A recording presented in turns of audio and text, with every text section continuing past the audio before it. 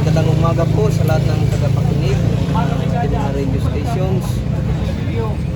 Ngayong araw po kami sa Dindulungan MPS ay successfully arrested one individual for possessing mga bala po with magazine and one hand grenade at suspected shabu.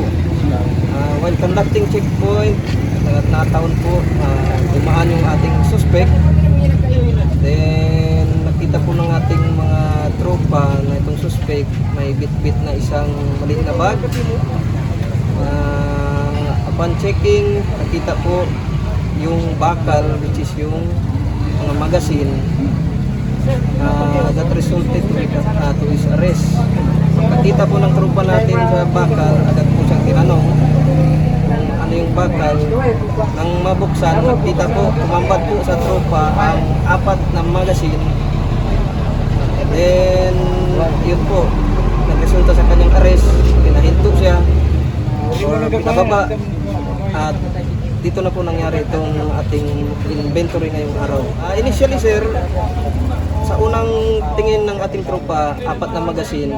Then sa pagkahuli niya, pagbaba, na-check po ng ating tropa, may mga iba pa siyang dala.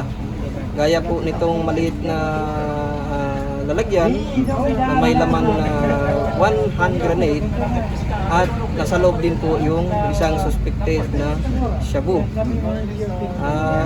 Sa bilang po ng ating tropa, ang laman po or ang bala po na dala-dala niya ay umabot ng 120 rounds. Ang ating pong suspect ay tawagin na lang po natin sa alias Lab. At sa ngayon po ay nasa custody na po ng Dindulungan MPS. Ang ating pong suspect ay mahaharap sa paglabag sa kasong RA 10591, at the same time RA 9165. Allegedly itong ating suspect ay nanggaling din dito sa some part of our barangay or in this municipality, going po siya ng Dalikan. As of the moment, wala pa tayong formal interview sa kanya, pero allegedly ibibenta niya po ito sa isang individual sa bayan ng Gatuli. At po nang nakikinig sa mga kababayan natin, ngayong panahon po, ang anyong kapulisan ay mahigpit na nagpapatupad ng batas. Lalong-lalo na po, paparating ang ating DPE 2026. So, mas lalo pong pahihintingin ng kapulisan ang ating mga checkpoints at pagbabantay sa mga kriminalidad.